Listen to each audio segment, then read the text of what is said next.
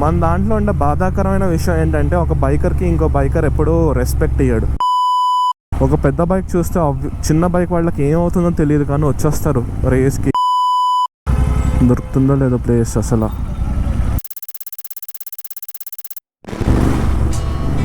What's happening YouTube? I'm back again with another video. I am sure you guys are able to guess where I am, right? I'm right on the cable bridge. Especially all the Hyderabadis would be able to identify this. మీ అందరికీ నా usual partner తెలిసిందేగా, partner in crime for the rides Akash ఉన్నాడు. ఇంకా ఇన్స్టాగ్రామ్లో ఈ video చాలా చూస్తూ ఉన్నా అనమాట. ఈ రీల్స్లో ఈ కెఫే కొంచెం బాగా హైలైట్ చేస్తూ ఉన్నారు. It's called this is it.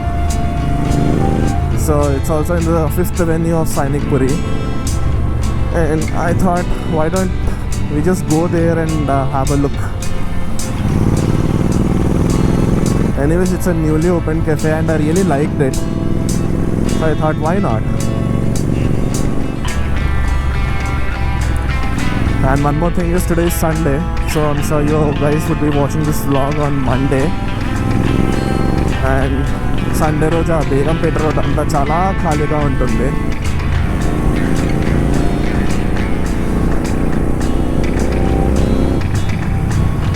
ఈ మే మంత్లో, ఎస్పెషల్లీ ఫస్ట్ వీక్ ఆఫ్ మేలో కొంచెం 1-2 రోజులు గట్టిగానే వర్షం పడింది. ఆ తర్వాత it's always cloudy and even though it's 4:25 and still you know అంత హార్ష్గా ఏం లేదు సన్. ఈవెన్ 3 o'clock ఆ టైంలో కూడా ఆల్మోస్ట్ ఇట్లానే ఉండింది. సో కొంచెం ఏమో ఇంకా బెటర్ ఉంటుంది. ఓ అమ్మో, ఇదేంట్రా బాబు ఇంత ట్రాఫిక్ ఉంది బాబోయ్. ట్రాఫిక్ లేదనుకున్నాను, ట్రాఫిక్ ఉంది. లాస్ట్ టైం కూడా కొండపోచమ్మ డ్యామ్ వరకు వెళ్దాం అని చెప్పేసి సాటర్డే రోజు we went and I was under the impression that Begumpet roads అంతా అసలు ఏమో ట్రాఫిక్ ఉండదు, చిల్లుగా వెళ్ళిపోవచ్చు అని. కానీ ఆ రోజు ఉన్న ట్రాఫిక్ మామూలుగా లేదు అసలు.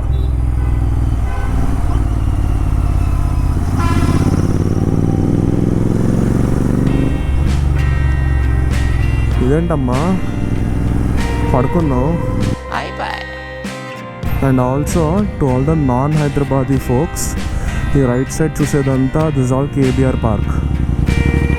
అండ్ ఇంకొంచెం స్ట్రైట్ వెళ్తే మనం ఈ జూబ్లీస్ చెక్ పోస్ట్ సిగ్నల్ దగ్గర వచ్చేస్తాం అనమాట. బేసిక్లీ అటు go and take a right here. ఫోన్లో నాట్ బ్యాడ్, మరీ అంత గట్టిగా లేదు ట్రాఫిక్ ఇక్కడ. WhatsApp sir. అమ్మా, I didn't know you guys this as well. I would also go next door and come. I told you I have to make a vlog. కదలరేంట్రా, every day ఇంత మంచిగా climate ఉంటే ఎంత బాగుంటుంది అసలు ప్రాపర్గా. ఇప్పుడు దీని తర్వాత ఎట్లాగో వర్షాకాలం కాబట్టి ఇంకా I can't take out my bike also properly. ఏ జీటీనా, every one becomes a racer near the signal. అందరికీ తొందరగానే వెళ్ళిపోవాలి అనే ఉంటుందిగా. బట్ మన దాంట్లో ఉండే బాధాకరమైన విషయం ఏంటంటే ఒక బైకర్కి ఇంకో బైకర్ ఎప్పుడూ రెస్పెక్ట్ ఇయ్యడు. అంటే not as a group when you're going for a ride, but generally పబ్లిక్లో ఒక పెద్ద బైక్ చూస్తే చిన్న బైక్ వాళ్ళకి ఏమవుతుందో తెలియదు కానీ వచ్చేస్తారు రేస్కి కట్లు కొట్టు. మాకేమో we have proper brakes and we will be wearing proper gears ఆ టైంలో, and then we would be safe. కాకపోతే వాళ్ళకే, and especially people on that's electric scooties, అబ్బా మామూలుగా ఉండదు వాళ్ళతో.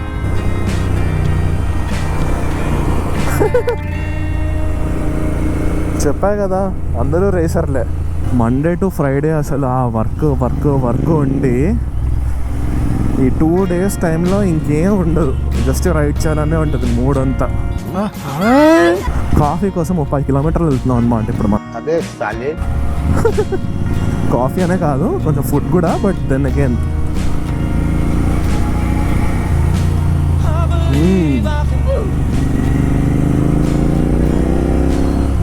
బాబు రేసరా? అమ్మ బాబాయ్.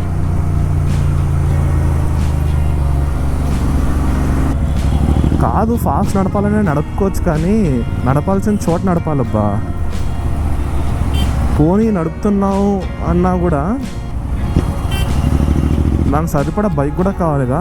నువ్వు 100 cc బండిలో నువ్వు 80-100 వెళ్తూ నీకు సరిగ్గా బ్రేకులు లేకపోతే ఏం చేస్తావు? హైదరాబాదీస్ అసలు F1 పోటీలో పాల్గొంటే అబ్బబ్బో, వాలంటీనా రోసి కూడా గట్టిగా కాంపిటీషన్ ఇస్తారు. ఈవెన్ మార్కెస్కి కూడా.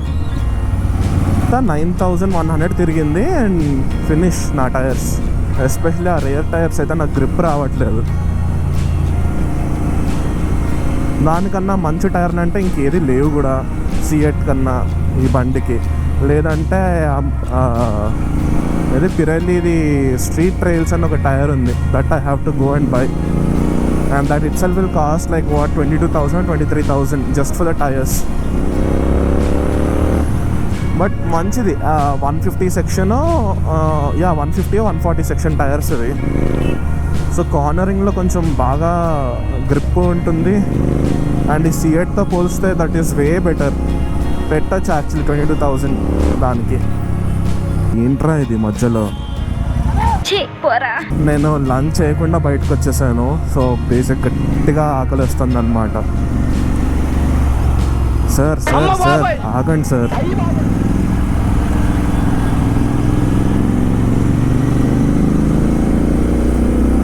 ఐ థింక్ నేను ఇంకా తెలుగు అండ్ ఇంగ్లీష్ మిక్స్ చేసి ఇంకా వ్లాగ్ చేయడం బెటర్ అనుకుంటాను. కొంచెం స్పెషల్ కనెక్షన్ వచ్చేస్తుంది తెలుగు యాడ్ చేస్తున్నప్పుడు.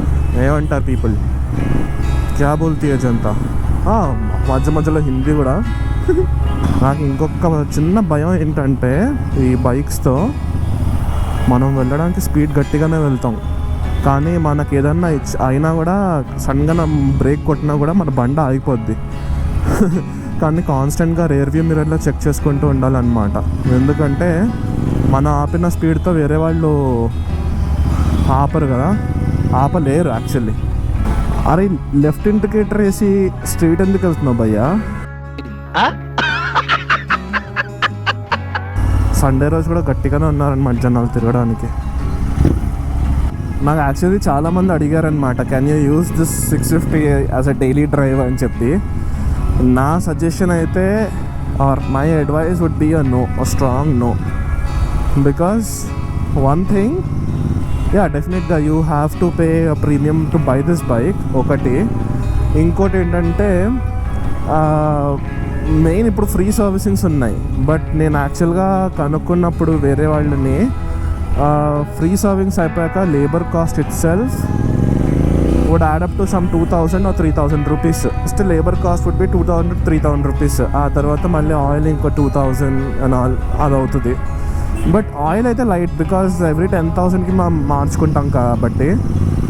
But then again brake pads and ఇది ఫ్రంట్ బ్రేకర్, ఎయిర్ బ్రేక్ ఈ కలిపే దాదాపు ఒక 4,500 to 5,000 అవుతుంది. అంటే tyres, main thing is tyres. So నాది 3rd సర్వీసింగ్ అయింది కదా. ఈ 3rd సర్వీసింగ్కి నాకు అయిన కాస్ట్ రఫ్గా around 7,800 rupees something, close to 8,000 rupees ఏదో అయింది. That is one. And that to free servicing కాబట్టి ఇదంతా కన్స్యూమబుల్స్, ఆయిల్ వాటికి ఛార్జ్ చేసింది, ఆయిల్ ఇంకా బ్రేక్స్కి ఛార్జ్ చేసింది. ఇది కాకుండా ఇన్ కేస్ ఇఫ్ మీ దగ్గర ఫ్రీ సర్వీసింగ్ లేదు, అయిపోయింది అనగానే ఇంకా ఆ 8,000 ప్లస్ 2,000 to 3,000. సో రఫ్గా వేసుకోండి, ఒక 10,000 to 11,000 అవుతుంది for every 10,000th service. Okay, మధ్యలో ఉండేది ఆ సెకండ్ సర్వీస్, 4th సర్వీస్ అదంతా పిక్చర్ రైట్. ఏంటంటే ఎవ్రీ 5,000th కిలోమీటర్కి వాళ్ళు చూస్తారనమాట బండి కండిషన్ ఎలా ఉంది, అదంతా వగేరా చూస్తారు. సో అది హార్డ్లీ ఎంత, అదొక 1,000 వరకు అవుతుంది.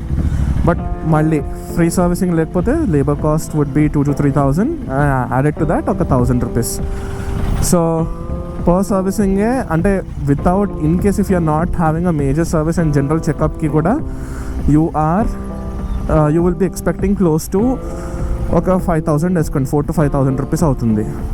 దెన్ సో ఇంకో టైర్స్ అన్నా కదా, my rear tyre is properly worn out.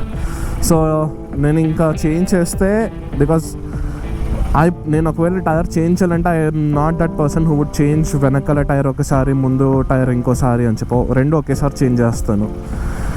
సిఎట్ tyres అంటే వేసుకోండి ఇంకొక 8,000. సో ఇవి general maintenance. So in case if you are that person who want to go and afford that sort of money and then drive around on this bike, sure, go ahead. You won't be that person who would be giving a damn about the mileage when you're driving a 650cc bike or any bike which is a super bike or anything which is more like a leisure ride for you. You wouldn't be caring about the mileage. But then again, in case if you are that person who wants to do a daily drive on this sort of motorcycles, obviously my petrol cost kuda perugutadi, and I am that person who particularly gets this bike fueled up only with the power petrol or XP95. So and the cost for that petrol ఆ fuel kuda చాలా ఎక్కువ ఉంటుంది. So ఇవన్నీ bear చేసుకోగలను అంటేనే నేను మీకు ఒకటి చెప్తాను. నేను ఎవ్రీ వీక్ నేను ఈ బండి ఒకసారి 2 సార్లు తీస్తాను అంతే. ఆ ఎవ్రీ వీక్కి నాకు ఒక ఫుల్ ట్యాంక్ అయిపోతుంది. ఓకే, అంటే నేను తిరిగే రైడ్స్ కూడా అలానే, అంటే కొంచెం లాంగ్ ఉంటుంది. సో ఆబ్వియస్లీ అవుతుంది, I can't complain about it. But then again మీరు డైలీ డ్రైవ్ తీస్తున్నారు అంటే మాత్రం obviously you would have to count how much expenses is going for your fuel as well. So until unless you are able to afford all of this, sure, go ahead. లేదంటే మాత్రం మూసుకొని car తీసుకుని వాడుకోవడం ఇంకా better. Because ఇది for a change అని ఉంటుంది కాబట్టే మేము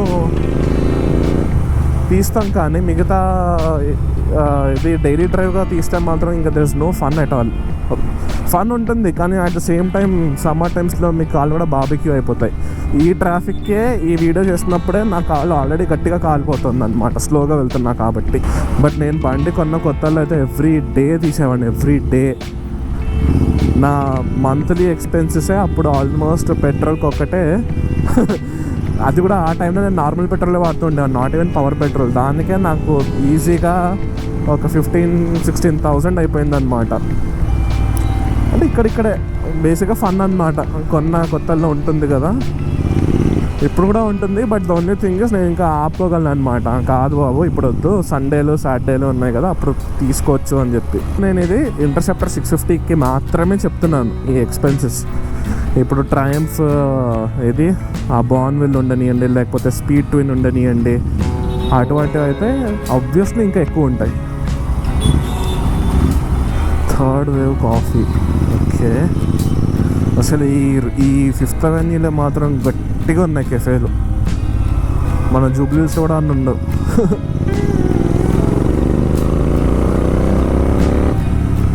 అండ్ ఇది కాన్సు, ఇది రత్నదీప్. రత్నదీప్ పక్కనే ఇదిగోండి దిస్ ఇస్ ఇట్ అని ఉంది కదా, this is where I want go. చూద్దాం దొరుకుతుందో లేదో ప్లేస్ అసలు.